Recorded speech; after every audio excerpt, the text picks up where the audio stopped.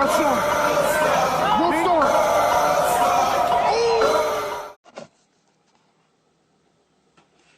Alright, look, so I'm here to talk about how the adverse reaction that WorldStarHipHop has on the young black community. Well, not just the young black community, the whole black community.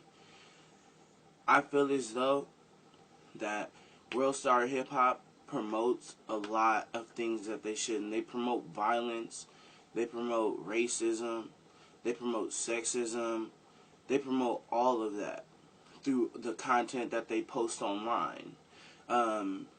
Even with all the police brutality that's been going on lately, you look at WorldStarHipHop and they're gonna post those videos of these young black men dying, and they're not gonna, yes, they post some content that's relevant and that's good for it, but what are they doing about it?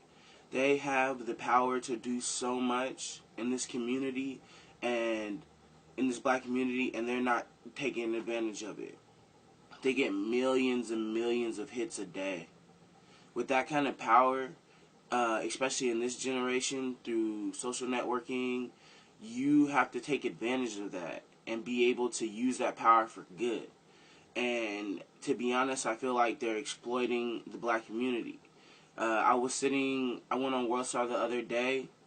There was an older guy who was, of course, he looked like a heroin addict and he was on drugs, and somebody just had their camera out filming him while a cop tased him. Why aren't you trying to help? You know, I feel like WorldStar is the reason behind that. People will take out their phone cameras and watch something happen before they try and attempt to help somebody. And you don't think there's something wrong with that? It's incredible, the amount, the detrimental effect that it has on our society, the black society. And look at our youth. Our youth goes on WorldStar and they see people fighting and getting hit by cars, and they're going to turn around, go back home and be like, hey, this is what my generation is doing. I'm going to go do that too. You know, so you have to sit there and look at that. And as far as like it promoting sexism, you look at it, you have like all those Vine compilations where women are, you know, being degraded, and even though it's their choice to do that, but, you know, WorldStar is giving them a platform to do that. Like, if they didn't allow that, then I feel like less girls would be doing that. There's girls that idolize these women, these WorldStarHipHop honeys, and I don't feel like it should be like that at all. Like, they're losing themselves, in my perspective. And you look at all the music content that they post. Even myself, sometimes I go to WorldStarHipHop to look up new music that comes out because they have their finger on that pulse. But also, there's a lot of things that I don't agree with what they post. They post a lot of music that promotes gang violence and promotes the use of the selling of drugs and the use of drugs, and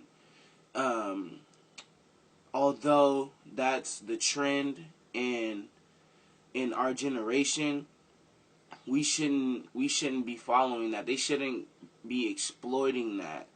You know, they show all the rappers who are rocking 20 chains and, you know, and driving the fanciest cars, and kids idolize that kind of stuff.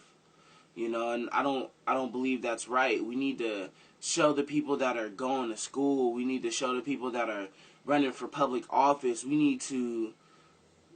WorldStar needs to get behind them. What has WorldStar done for Barack Obama's campaign?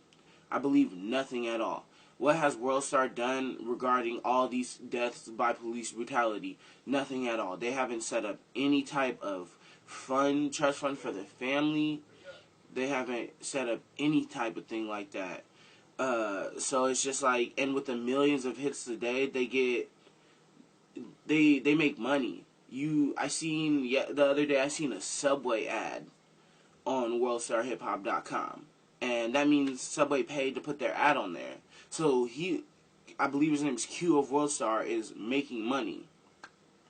But to be honest, that's really all I wanted to say, how WorldStar has a detrimental effect on our black community, and most definitely on our young black community. So I appreciate you guys listening. Again, this is Chase. I'm out.